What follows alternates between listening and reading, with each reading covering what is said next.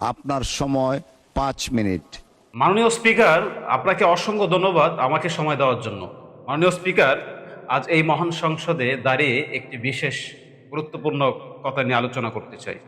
মাননীয় স্পিকার, আমাদের অসংখ্য প্রবাসী ভাই দীর্ঘদিন ধরে বাংলাদেশ থেকে এমআরপি পাসপোর্ট নিয়ে বিদেশে কাজ করছেন, কিন্তু যখন তারা ই পাসপোর্ট নবায়ন করতে যান তখন 8 থেকে 9 মাস অপেক্ষা করতে হয়।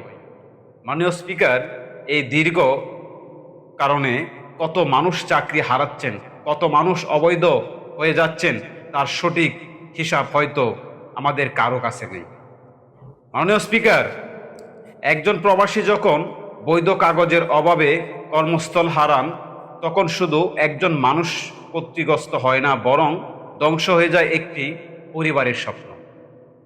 মাননীয় স্পিকার, সবচেয়ে কষ্টের বিষয় হলো বিদেশের মাটিতে অনেক প্রবাসী অতিরিক্ত চাপ, দুশ্চিন্তা আর অনিশ্চয়তার কারণে স্ট্রোক করে মৃত্যুবরণ করছে।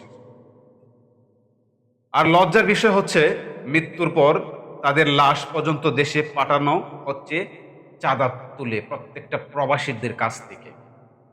মাননীয় স্পিকার, প্রশ্ন হলো, যারা দেশের অর্থনীতির চাকা সচল রাখে, রেমিডেন্স পাঠিয়ে দেশকে এগিয়ে নেই, তাদের জন্য কি রাষ্ট্রের এতটুকু দায়িত্ব নেই? মাননীয় স্পিকার, আমরা দুঃখের সাথে দেখি অনেক সময় বাংলাদেশ দ্রুতবাস এ বিষয়ে নীরব ভূমিকা পালন করে।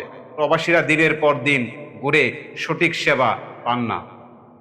আজ আমি জোর দাবি জানাচ্ছি, মাননীয় প্রধানমন্ত্রী যেন সংসদে দ্রুত এই আইন পাশ করে এমআরপি পাসপোর্টের তথ্য অনুযায়ী সহজ এবং দ্রুত এই পাসপোর্ট প্রদান নিশ্চিত করেন।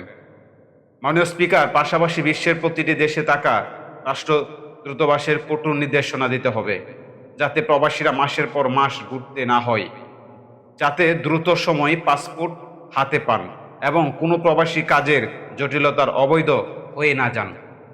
মাননীয় স্পিকার, মনে রাখবেন, প্রবাসীরা শুধু টাকা পাঠায় না, তারা দেশের অর্থনীতিকে বাঁচিয়ে রাখে, হাজার পরিবারের হাসি বাঁচিয়ে রাখে। তাই সময় এসেছে প্রবাসীদের কষ্ট বোঝার, তাদের অধিকার নিশ্চিত করার এবং তাদের সম্মানের সাথে বাঁচার সুযোগ করে দেওয়ার। মাননীয় স্পিকার, আমি বিশেষভাবে অনুরোধ করব আমাদের মাননীয় প্রধানমন্ত্রীকে যে আমাদের প্রবাসীরা হলো আমাদের দেশের অর্থনৈতিক চাকাকে সচল রাখার জন্য তারা এখানে অবদান বেশি। মাননীয় স্পিকার, আমরা বিভিন্ন সময় দেখি তারা এয়ারপোর্টে হয়রানির শিকার হয়, তারা ঘন্টার পর ঘন্টা লাইনে দাঁড়িয়ে থাকতে হয়। যখন তারা প্রবাস থেকে দেশের এয়ারপোর্টে আসে তাদেরকে ঘন্টার ঘন্টা লাইনে দাঁড়িয়ে থাকতে হয়। মাননীয় স্পিকার, এগুলো আমরা দেখতে চাই না। মাননীয় স্পিকার, বিশেষভাবে অনুরোধ করব ই পাসপোর্ট অবশ্যই সচল করে রাখার জন্য। আমাদের বিভিন্ন প্রবাসী তারা এই বিষয়টাই ভুগছে। অসংখ্য ধন্যবাদ মাননীয় স্পিকার, সকলকে ধন্যবাদ। ধন্যবাদ মাননীয় সদস্য, অসংখ্য ধন্যবাদ।